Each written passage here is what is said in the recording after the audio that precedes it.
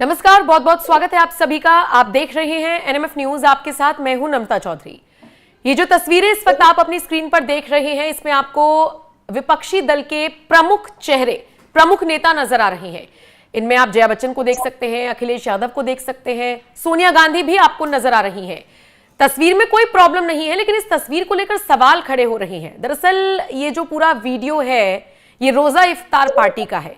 अब लोग कह रहे हैं कि सोनिया गांधी हो या अखिलेश यादव हो, चलिए अखिलेश यादव तो फिर भी चले गए थे, लेकिन जया बच्चन हो, जो लगातार सवाल खड़े कर रहे थे महाकुंभ को लेकर, जो सवाल खड़े कर रहे थे महाकुंभ की अव्यवस्था को लेकर, गए नहीं थे लेकिन सवाल खड़े कर रहे थे। तो लोग कह रहे हैं कि महाकुंभ में जाने का टाइम तो इनके पास था नहीं, लेकिन रोजा इफ्तार पार्टी में तुरंत चल दिए अपने एक पर्टिकुलर वोट बैंक को खुश करने के लिए।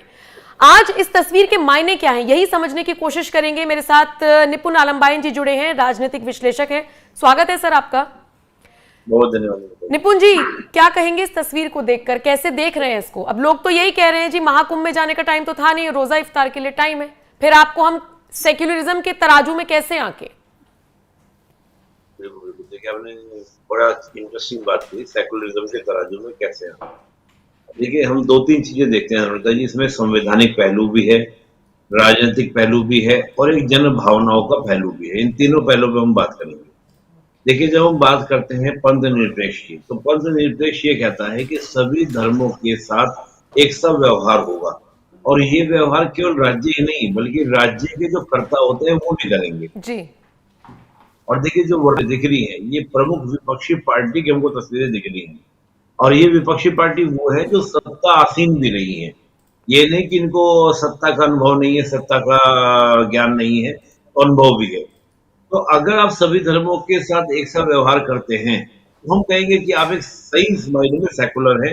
आप रोजा इफ्तार पार्टी में तो जाते हैं, ठीक है, लेकिन आप दूसरी ओर जो आपका महाकुंभ है या राम मंदिर की प्राण प्रतिष्ठा है, वहां पर नहीं जाते।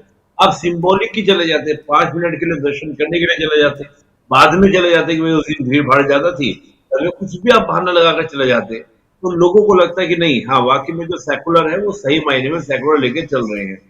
ये क्या होता है ना कि आप अपने अकॉर्डिंग क्या कर ले रहे हैं, टिल्ड कर ले रहे हैं। आज रोजा इफ्तार पार्टी में बैठकर आप अपने आपको सेकुलर घोषित करते हैं, मंदिर में जाकर आप सेकुलर नहीं रहेंगे। ये थोड़ा सा एक कहते हैं कि मतलब एक दोहरे मापदंड, दोहरे। सबसे बड़ी बात देखिए, रोजा इफ्तार पार्टी हो गई या मुसलमानों का कोई भी ऐसा, कोई कुछ भी ऐसा ले लीजिए, इनके मुंह से चू नहीं निकलता। कहीं पर दंगे हो जाएं, तस्वीरें सामने आ जाएं, पुलिस पर हमला हो जाए, ये लोग कुछ नहीं कहेंगे।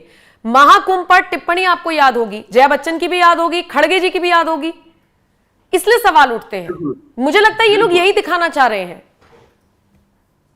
ये तो देखिए, टिप्पणी उन्होंने की जो वो तो की। आगे बात और देखिए, तो ये एनडी गठबंधन में उस तरह के लोग हैं जो सनातन को डेंगू मलेरिया उससे कंपेयर करते हैं, और कंपेयर करने पर क्या क्या उनको अब्यूजिंग नहीं करते, उसके बाद भी किसी तरह की कोई टिप्पणी नहीं। ममता बनर्जी की किस प्रकार टिप्पणी आई, तमाम तरह की आप चीजें देखेंगे तो कोई आपका मतलब कोई नहीं है। ये तो एक चेहरा हमें बताने की आवश्यकता नहीं है। अब दूसरे पहलू की बात करें, जो मैंने कहा राजनीतिक पहलू।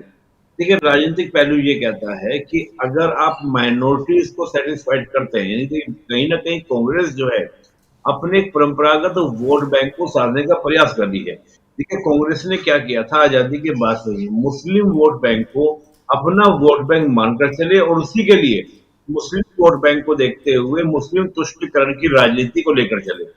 आज भी कांग्रेस इसी नीति को लेकर चलने का प्रयास कर रही है कि हम अगर मुस्लिम वोट बैंक, क्योंकि लगातार कांग्रेस को लग रहा है कि जब से हमारे हाथ से मुस्लिम वोट बैंक छिटका है, जो रीजनल पार्टीज के पास गया, चाहे वो रावल में बैठे जो हमारे अखिलेश यादव जी हैं उनके पास गया हो, या और जो रीजनल पार्टीज उनके पास गया हो, तो हमारे हाथ से सत्ता की चाबी चली गई है।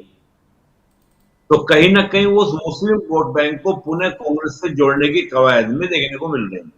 ये तो बात हुई, लेकिन देखिए, मैं एक पहलू और बोलता हूं हमेशा, जो मैं बोलता हूं, एक हमारा जो संविधान है वो पॉपुलर सोवरेनिटी की बात करता है, इसको लोग बोलते हैं लोकप्रिय संप्रभुता।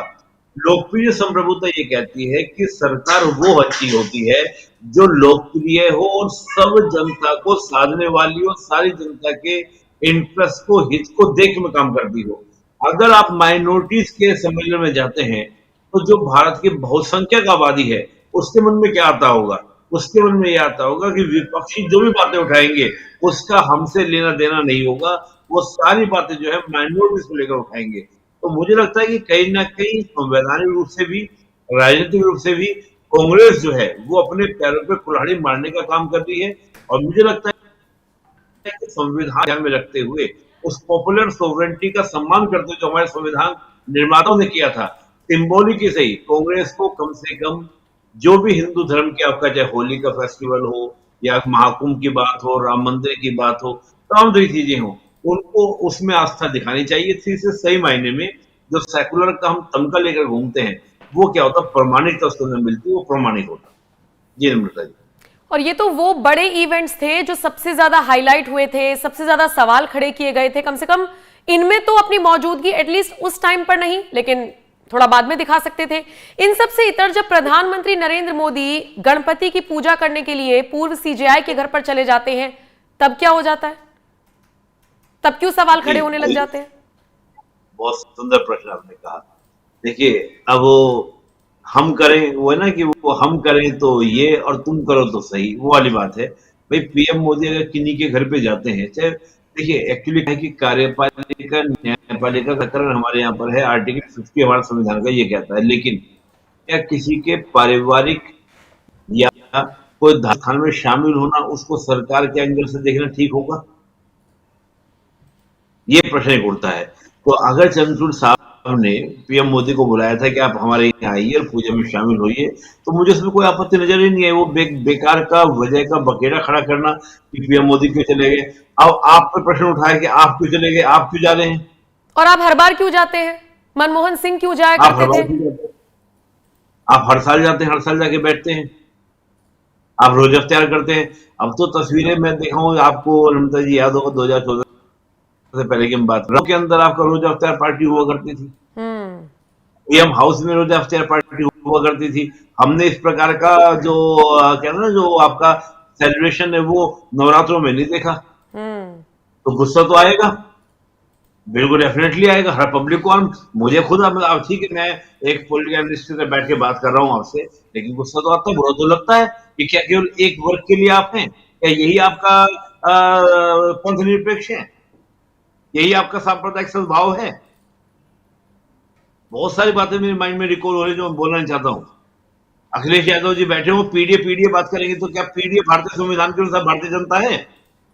भारतीय जनता में केवल पीडीए आएगा? तो ये बहुत सी बातें इस तरह की हैं। मैं समझता हूँ कि जनता भी इन चीजों को समझती है, जानती है कि ये किस प्रकार की वोट बैंक की राजनीति करते हैं और कैसे हमारे को वोट बैंक को लेकर उलझाने का प्रयास करते हैं।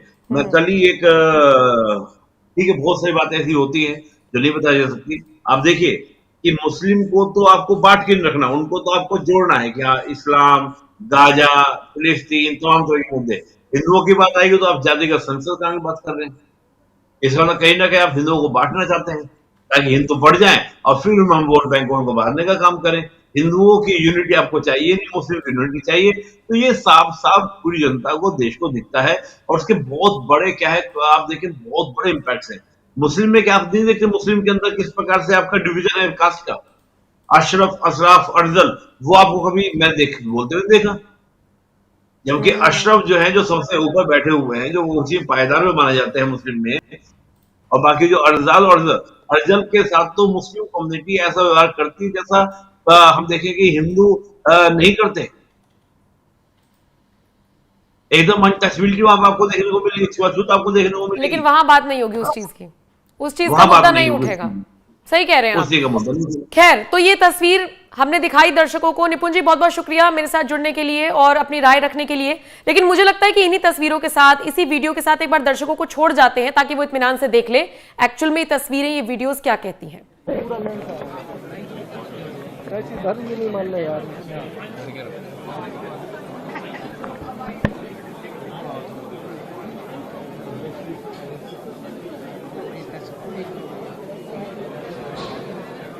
हाँ, अरे यार मैं काम कर रहा हूँ, मैं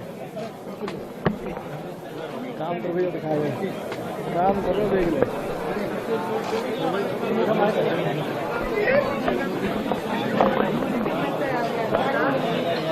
देख ले।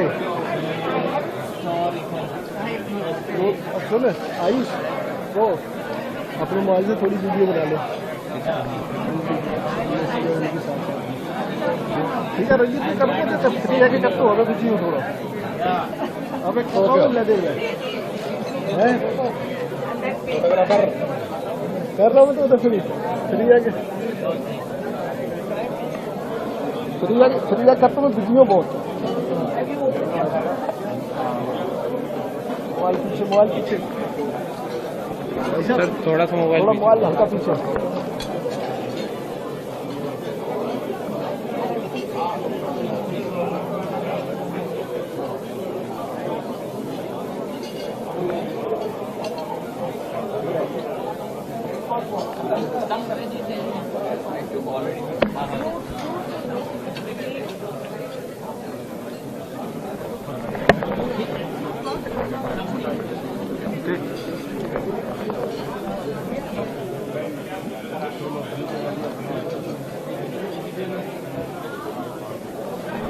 सर्वर 10 बताया था ऑफिस में।